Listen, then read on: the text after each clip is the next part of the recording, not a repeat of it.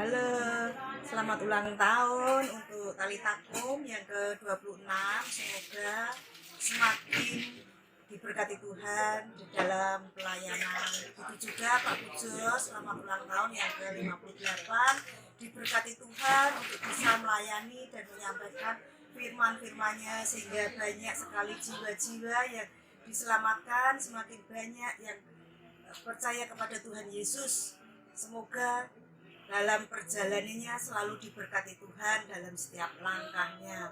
Dalam nama Tuhan Yesus, Tuhan memberkati. Amin. Selamat ulang tahun untuk Tali Takum dan Bapak Andreas Pujo. Semoga kedepannya Tuhan memberkati selalu setiap langkah dan jalan yang ada. Tuhan sediakan semuanya, pokoknya berserah kepada Tuhan yang terbaik. Amin. Dalam nama Tuhan Yesus, Tuhan memberkati. Salam teman-teman, saya Ardi. Saya mengucapkan selamat ulang tahun yang ke-26 untuk PT Tali Takum juga kepada Bapak kita, Bapak Andreas Pujo. Tuhan Yesus memberkati. Amin. Selamat ulang tahun buat Pak Pujo yang ke-58 dan Tali Takum yang ke-26. Semoga semakin sukses, terberkati. Tuhan Yesus memberkati. Amin.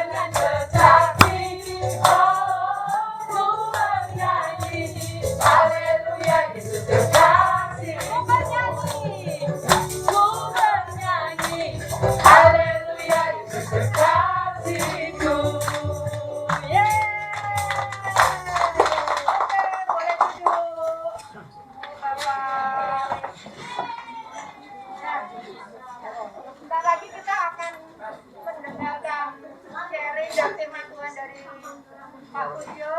Mari kita mau bersiap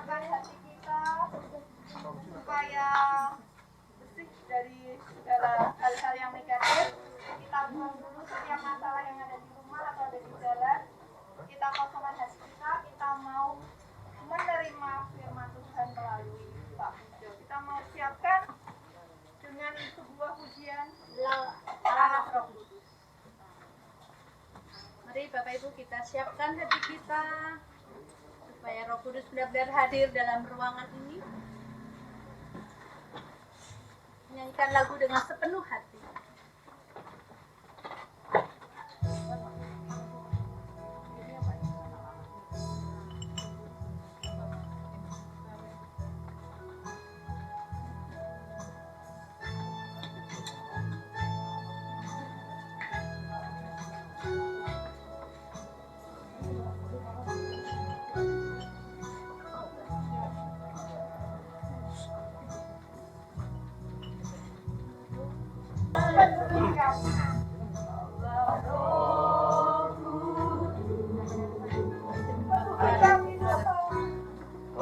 Selamat malam Tuhan Yesus. Terima kasih Tuhan Kau telah kumpulkan kami di sini. Dan ini adalah hari yang istimewa buat kami keluarga Talitakum. Di mana hamba-Mu Tuhan anak Bapak Andreas Pujo Tuhan saat ini sedang berulang tahun Tuhan. Di usia yang sudah semakin matang ini Tuhan.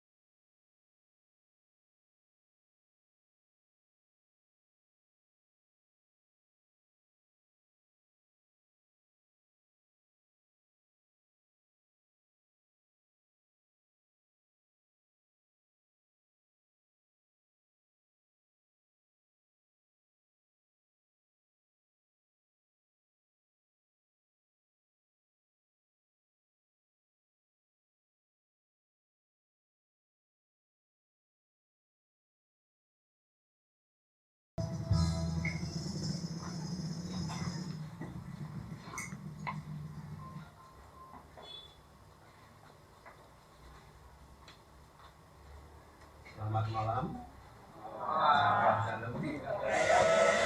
Salam dahsyat Talitakum. Malam hari ini memang malam yang sangat istimewa karena malam ini adalah malam ulang tahun Talitakum yang ke-26 tahun.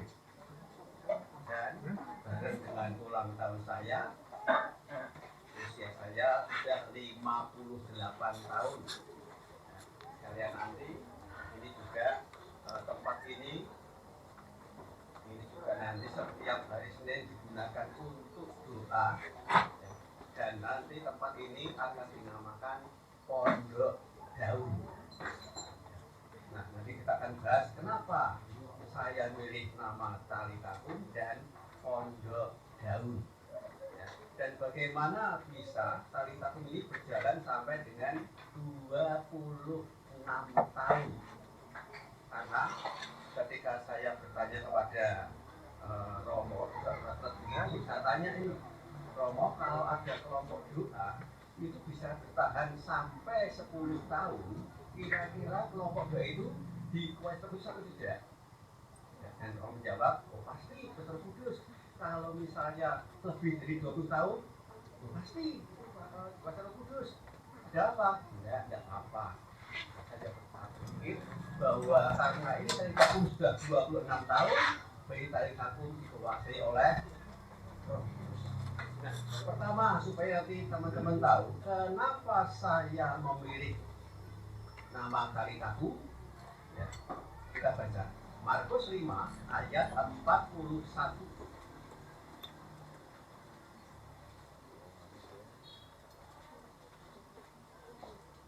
Markus 5 ayat 41.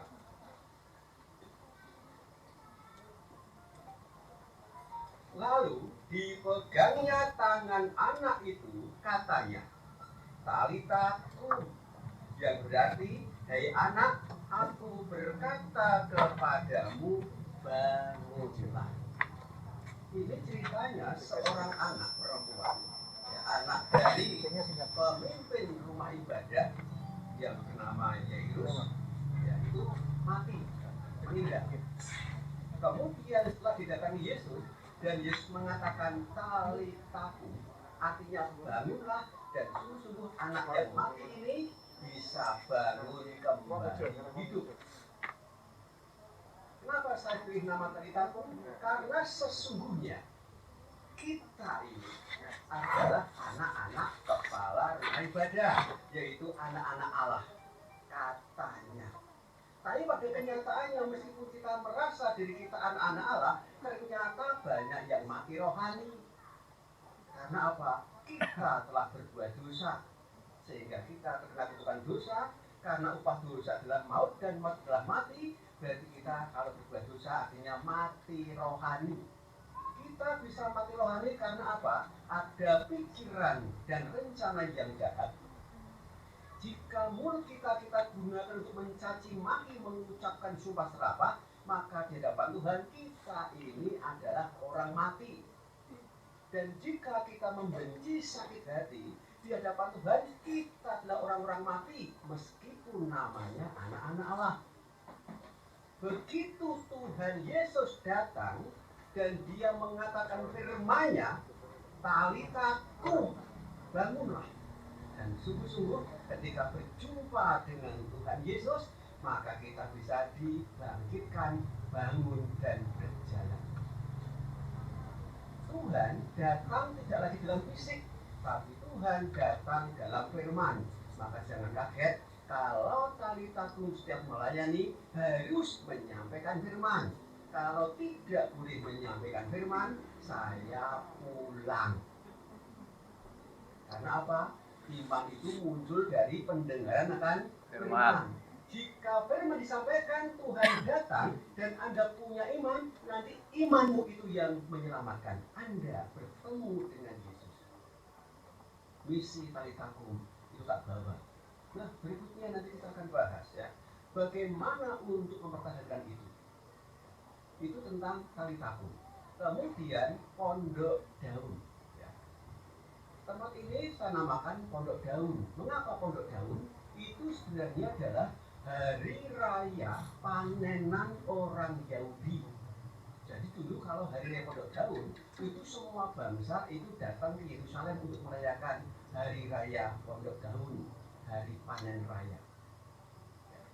Nah, saya katakan kenapa saya milih Pondok Daun? Karena kebetulan istri saya itu ikut kelompok kebun debat. Ya, dengan ibu wakil wali kota, ya, itu tentang menanam sayur dan buah. Nah, karena di sini bukan taman bunga, di sini nanti adalah taman sayur atau taman buah. Nah, supaya ini jauh berbeda dengan arti dunia dan rohani, maka saya katakan Pondok Daun. Bicara rohani adalah hari panen raya. Nah, baik Talita kum atau Pondok Daun itu adalah tentang hari raya panen raya Tuhan. Benarkah seperti itu? Nah, nanti kita akan bahas ya. Itu tentang yang namanya Talita kum dan Pondok Daun. Pertama, bagaimana saya ini bisa mempertahankan Talita kum? Ya, rahasianya. Karena saya kalau menangani Talita kum ini tidak kenal capek. Dan saya juga tidak pernah takut kalau Talita kum difitnah, dihina kesana kemari. Tidak pernah saya merasa khawatir. Karena ketika saya ada dalam Talita kum ada dalam hidupan saya merasa bahagia. Karena apa rahasianya? Yuk kita baca. Matius 3 ayat 5. Matius 3 ayat Matius 5 ayat 3. Boleh ya? Matius 5 ayat 3. Berbahagialah orang yang miskin di hadapan Allah, Karena mereka lah yang punya kerajaan surga. Apakah Anda ingin hidup bahagia? Saya punya rahasia. Jadilah orang miskin. Mau hidup bahagia? Jadilah orang miskin. Karena Tuhan mengatakan, ya, berbahagialah orang yang miskin di hadapan Tuhan. Miskin di hadapan Tuhan. Karena orang dunia mengatakan miskin itu membandingkan dengan orang lain apa yang dimilikinya. Contoh, kalau yang orang satu punya mobil, orang yang kedua punya roda dua, kira-kira yang miskin yang mana nih? Kedua. Yang ketiga hanya punya sepeda, yang keempat hanya jalan kaki. Benar ya? Jadi miskin menurut dunia itu adalah membandingkan miliknya dengan orang lain. Jika merasa lebih sedikit, dia mengatakan miskin. Tetapi kalau miskin di hadapan Allah, seorang miliarder pun bisa miskin. Bagaimana caranya? Serahkan saja. Terus saya akan bertanggung jawab. Kalau sampai melihat Tuhan diganggu oleh satu masalah, saya akan turun tangan. Saya tidak pernah merasa memiliki talita. Karena talita itu bukan milik saya. Milik siapa? Milik Tuhan. Sudah tak serahkan kepada Tuhan Yesus sudah 26 tahun yang lalu. Saya setiap kali mau mengawali, semua saya awali dari Tuhan. Jadi ketika talitakum sudah menjadi milik Tuhan, itu bukan milik saya. Mengapa bukan milik saya? Karena saya tahu kalau saya sampai masih punya rasa memiliki, saya akan punya rasa khawatir. Mengapa punya rasa khawatir? Karena ketika saya merasa memiliki, pasti akan diikuti dengan rasa takut kehilangan. Nah, ketika saya merasa takut kehilangan, muncullah yang namanya khawatir, takut ya. Kalau sampai difitnah, putus asa, kemudian dendam, jengkel, dan lain-lain. Karena apa? Saya merasa memiliki. Tapi jika saya tidak pernah merasa memiliki, ya, talitakum ini mau direbut orang, mau difitnah orang, mau dihancurkan orang, ya mau ngomong saja. Mau itu bukan milik saya, milik siapa? Jadi kalau mereka hendak menghentikan talitakum, dia berurusan dengan siapa? Saya tidak pernah merasa khawatir dengan talitakum. Karena talitakum bukan milik saya. Saya orang miskin di hadapan Tuhan. Semuanya saya serahkan pada Tuhan. Saya betul-betul tidak pernah merasa punya berkat. Karena semua milik saya serahkan pada siapa? Jadi saya cuma tidak punya satu. Yaitu siapa? Sang sumber berkat. Nah, ketika saya memiliki sang sumber berkat, disitulah kebahagiaan terjadi. Anda ingin bahagia? Serahkan semua milik Anda kepada Tuhan Yesus. Saya juga tidak memiliki istri saya. Karena istri saya milik siapa? Milik Tuhan Yesus. Jadi kalau sampai istri saya di dalam hidupnya dalam masalah, saya akan turun tangan. Hanya doanya yang jadi berbeda. Nah, ini rahasianya, bahwa ketika saya menyerahkan semua pada Tuhan, saya tidak punya apa-apa. Semuanya milik Tuhan, dan nanti Tuhan akan menggunakan saya untuk menyelesaikan masalah talitakum menjadi miliknya jika talitakum dalam masalah. Demikian juga dengan tempat ini, ya, pondok daun, nanti kita akan serahkan kepada Tuhan Yesus. Itu rahasia yang pertama.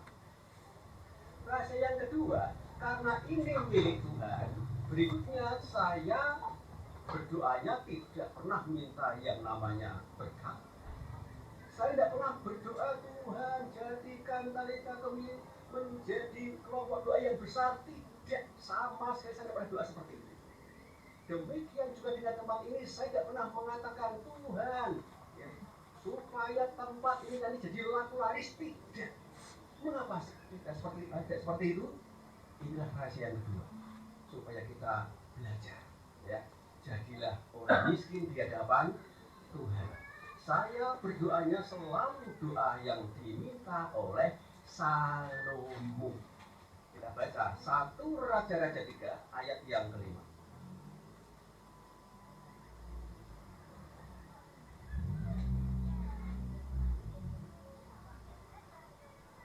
Di Gibeon, Tuhan menampakkan diri kepada Salomo dalam mimpi pada waktu malam.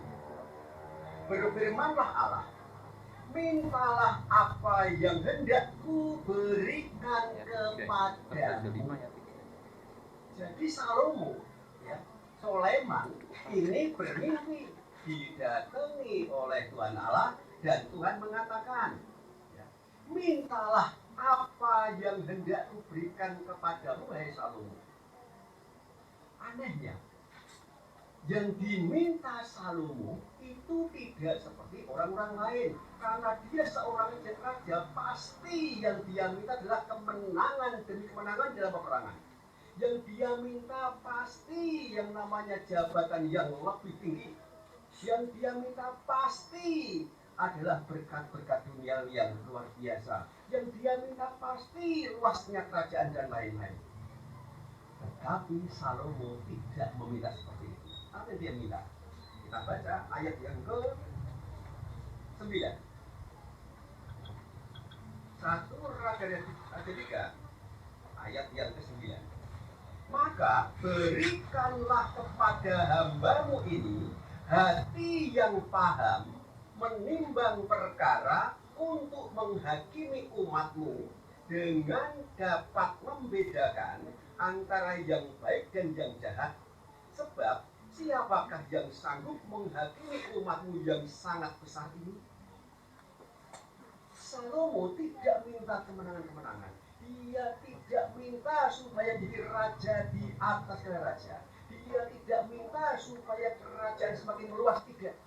Karena Salomo tahu bahwa dia seorang raja. Raja itu tugasnya menggembalakan. Yang digembalakan itu umatnya atau rakyatnya hatinya tidak sama. Betul ya? Ada yang punya keinginan ini dan itu. Ada yang punya pribadi ini dan itu. Ada yang punya kebiasaan ini dan itu yang berbeda. Dan seringkali terjadi pertentangan jadi. Makanya yang diminta Salomo supaya dia diberikan hati untuk bisa, ya, menyelesaikan masalah-masalah yang dihadapi rakyat itu. Nah, kalau yang dia minta seperti itu, maka jawab Tuhan seperti ini. Ayat yang 10 sampai dengan 13. Lalu adalah baik di mata Tuhan bahwa Salomo meminta hal yang demikian. Jadi berfirmanlah Allah kepada Salomo, oleh karena engkau telah meminta hal yang demikian dan tidak meminta umur panjang atau kekayaan atau nyawa musuhmu, melainkan pengertian untuk memutuskan hukum, maka sesungguhnya aku melakukan sesuai dengan permintaanmu itu. Sesungguhnya aku memberikan kepadamu hati yang penuh hikmat dan pengertian, sehingga sebelum engkau tidak ada seorang pun seperti engkau, dan sesudah engkau tidak akan bangkit seorang pun seperti engkau. Ayat yang ke-13. Dan juga apa yang tidak kau minta, aku berikan kepadamu, baik kekayaan maupun kemuliaan, sehingga sepanjang umurmu takkan ada seorang pun seperti engkau di antara raja-raja. Karena si Salomo hanya minta kepada Tuhan hati yang bijaksana untuk bisa mengatasi segala macam masalah dalam rakyatnya, maka Tuhan memberikan dua hal, yaitu hikmat dan pengertian. Karena yang diminta adalah tentang kuasa menyelesaikan umat Tuhan, maka yang tidak Salomo minta diberikan. Umur panjang, kekayaan, berkat, dan macam-macam. Nah, di sini Jadi setiap kali saya mau melangkah, saya doanya sama seperti Salomo. Saya tidak pernah minta supaya tali takum ini menjadi besar. Tidak. Setiap pagi saya hanya berdoa demikian. Ya Tuhan Yesus, pakailah pikiranku, pengertianku, pakailah mulutku untuk mengucapkan kata-kata itu. Pakailah pikiranku dan mulutku untuk bisa membawa jiwa-jiwa kepadamu untuk kau selamatkan melalui penginjilan yang kau percayakan kepadamu. Saya setiap pagi doanya yang minta sebagai anak Tuhan untuk menyelamatkan jiwa-jiwa. Saya tidak pernah berdoa untuk tali tabung besar, tidak. Sama, pondok daun ini saya juga tidak pernah berdoa supaya ini menjadi tempat usaha yang laris, tidak. Doa saya setiap pagi, ya Tuhan Yesus, jadikanlah pondok daunmu ini menjadi sarana untuk memberi berkat bagi banyak orang. Saya tidak pernah minta berkat, tapi saya ingin dipakai oleh Tuhan Yesus untuk bisa memberkati. Nah sekarang hikmat dan pengertian. Apakah hikmat itu? Karena saya tahu bahwa ketika orang mencoba untuk memberikan pengajaran tentang kebenaran, itu banyak yang pro dan banyak yang kontra. Ini sama banyak ini yang pernah ikut tali takum, kira-kira di luaran sana, ya, yang kontra banyak enggak? Yang tidak setuju banyak enggak? Banyak. Makanya saya minta kepada Tuhan hikmat. Demikian hari ini Anda pun pulang harus dapat hikmat. Apa hikmat itu? Yuk kita baca. Lukas 21.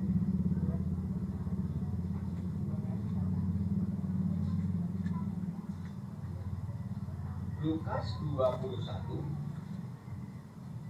ayat 12 sampai dengan 15. Tetapi sebelum semuanya itu, kamu akan ditangkap dan dianiaya. Kamu akan diserahkan ke rumah-rumah ibadat dan penjara-penjara. Dan kamu akan dihadapkan kepada raja-raja dan penguasa-penguasa oleh karena namaku. Karena ketika orang mencoba mematahkan kebenaran tentang nama Yesus, seringkali kita dihadapkan pada masalah-masalah kepada orang-orang yang tidak suka. Dan itu harus terjadi karena Tuhan mengatakan demikian. Berikutnya apa yang dilakukan? Hal itu akan menjadi kesempatan bagimu untuk bersaksi. Sebab itu, tetapkanlah di dalam hatimu supaya kamu jangan memikirkan lebih dahulu pembelaanmu. Saya ulangi. Ya. Sebab itu, tetapkanlah di dalam hatimu supaya kamu jangan memikirkan lebih dahulu pembelaanmu. Sebab aku sendiri akan memberikan kepadamu kata-kata hikmat sehingga kamu tidak dapat ditentang atau dibantah oleh lawan-lawanmu. Jadi hikmat apa? Kata-kata yang berasal dari Tuhan Yesus.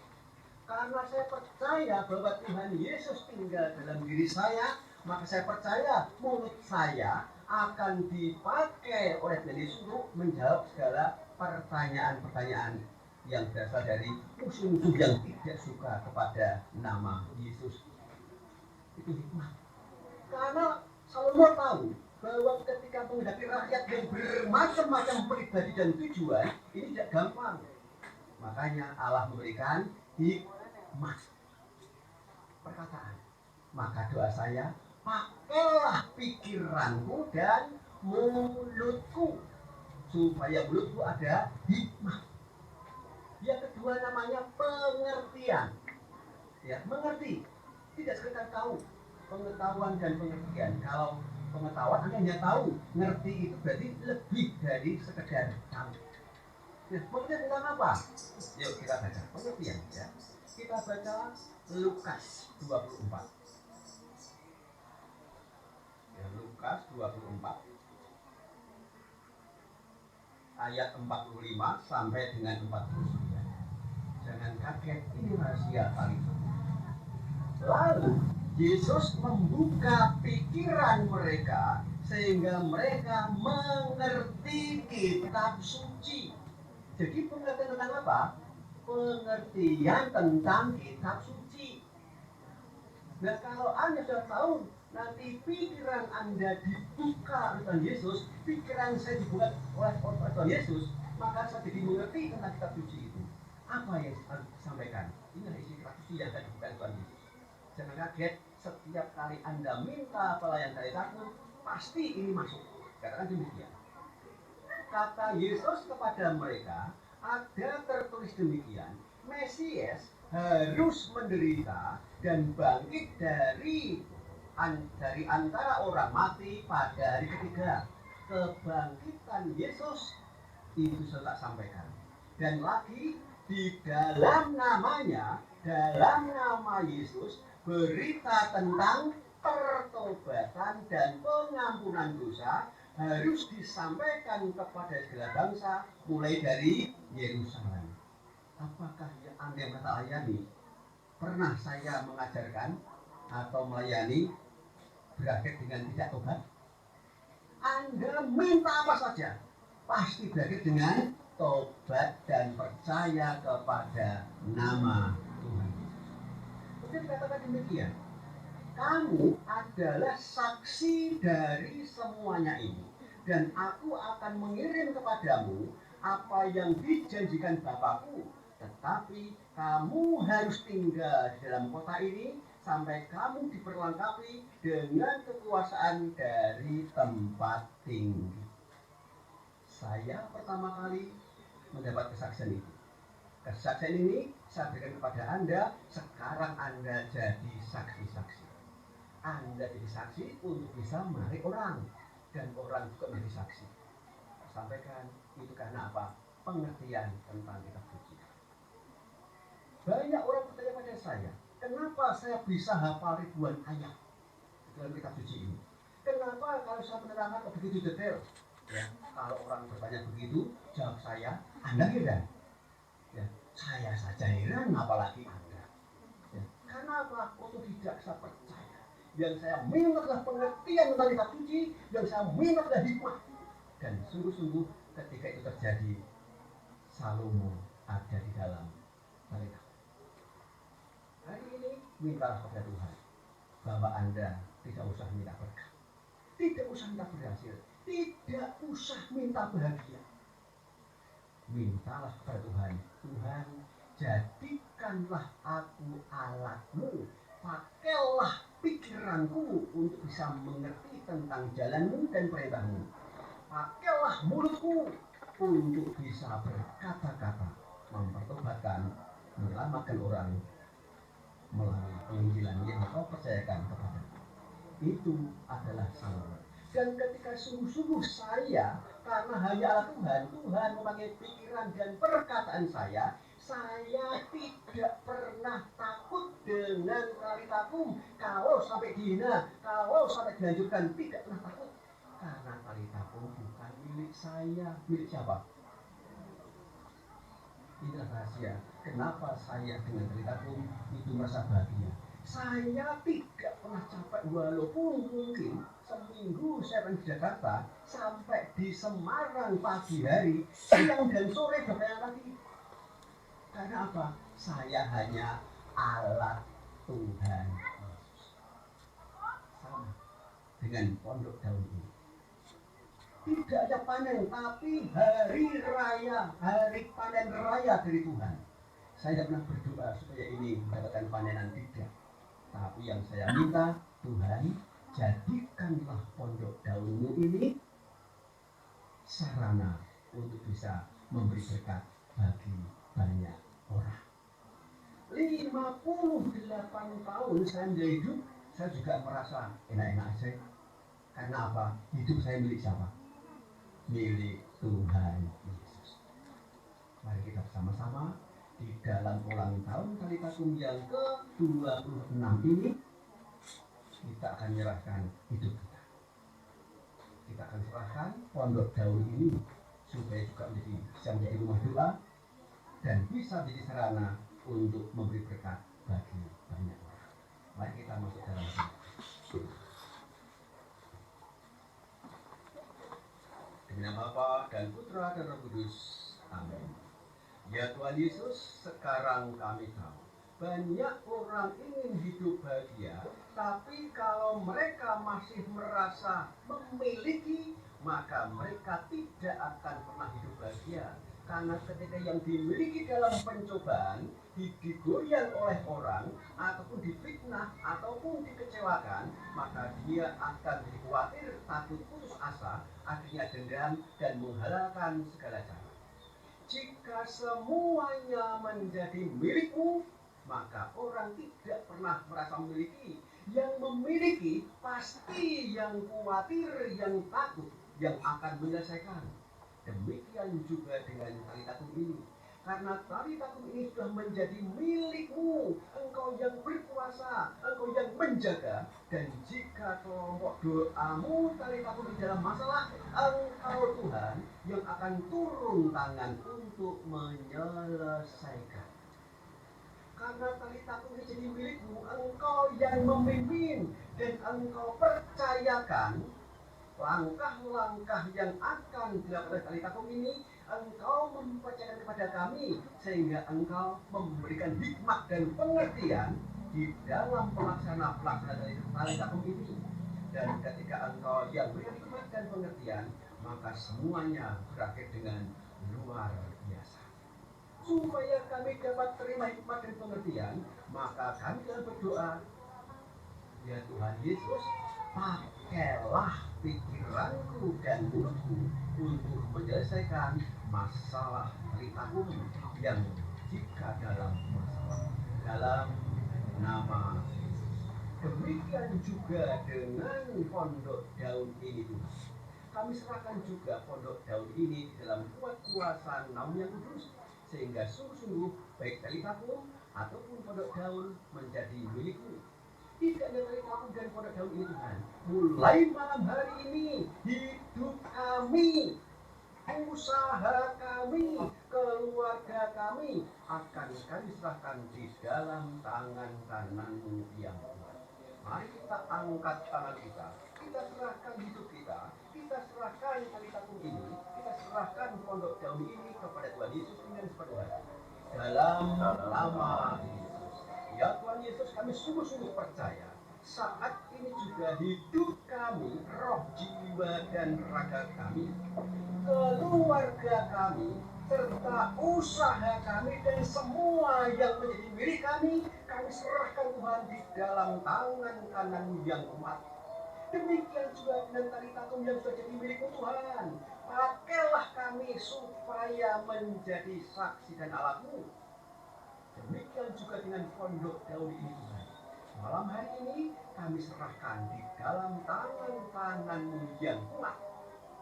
Kami tidak minta supaya pondok daun ini menjadi tempat yang disukai orang, tidak Tuhan. Yang kami minta, jadikanlah pondok daun-Mu ini menjadi sarana untuk bisa memberi berkat bagi banyak. Demikian juga dengan anak-anak semua yang ada di sini. Baik ya Tuhan, pakailah kami jadi milik dan alat-Mu.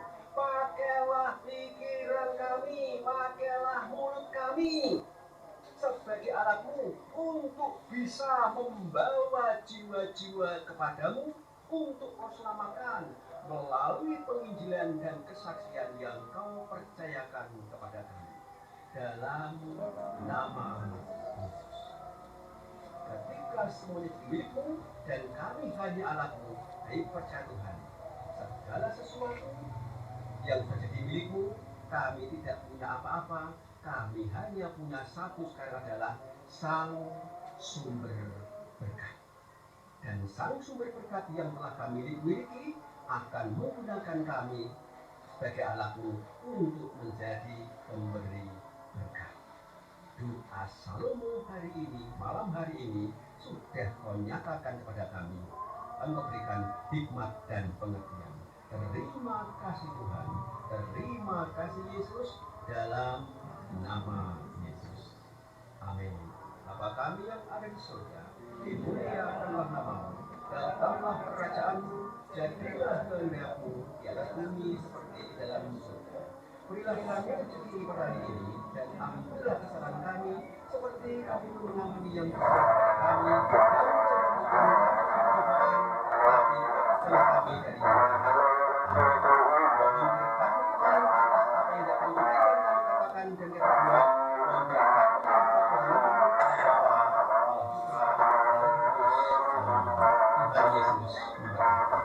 Amin.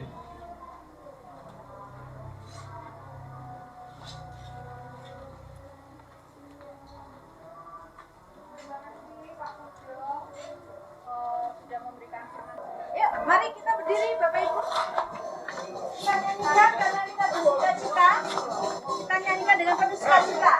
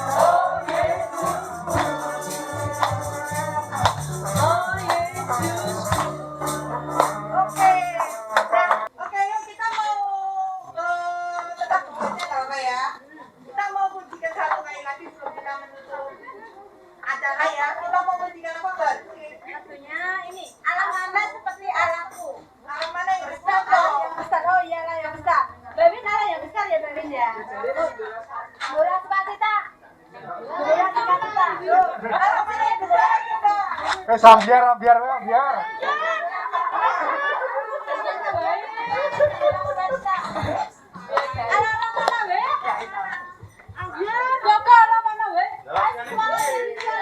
Mana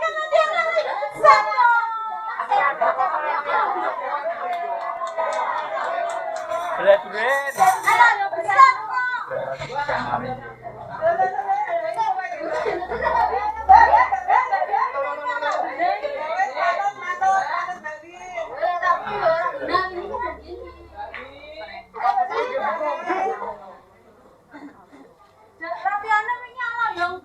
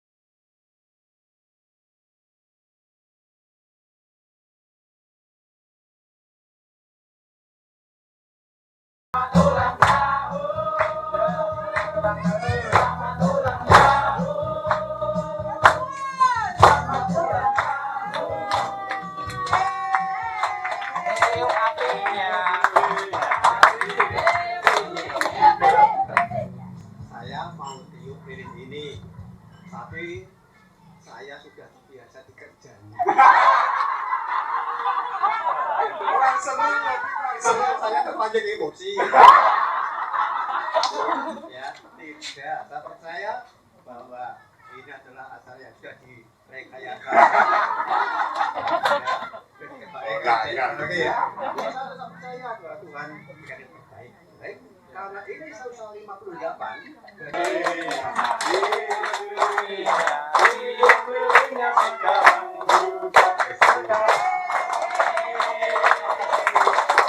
Sekarang gigit lilinnya.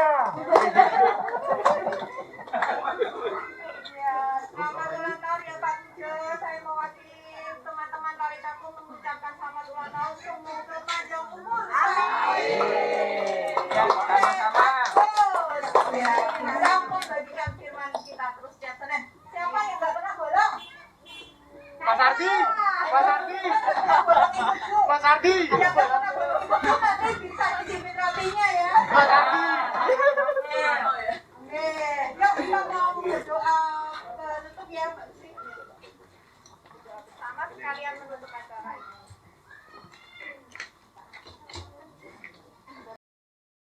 Bapa dan Putra dan Roh Kudus. Tuhan Yesus, terima kasih acara kami sudah selesai dari awal ke tengah. Untuk oleh tuan rumah, biarlah kau berikan berkat kesehatan kami semua. Dan juga berkati pula untuk Bapak Ibu di sini yang sudah menyediakan makanan ini, semoga kau berkati dengan kesehatan yang maksimal. Dan juga berkati pula Bapak Ibu yang ada di sini Tuhan, biarlah kami bisa makan dengan enak, dengan penuh hati, dengan tak henti-hentinya kali malam hari ini mungkin tidak bisa makan Tuhan, Biarlah engkau kenyangkan dengan caramu sendiri. Terima kasih Tuhan, di dalam nama Tuhan Yesus kami sudah berdoa dan mengucap syukur. Amin. Demi nama Bapa dan Putra dan Roh Kudus. Amin.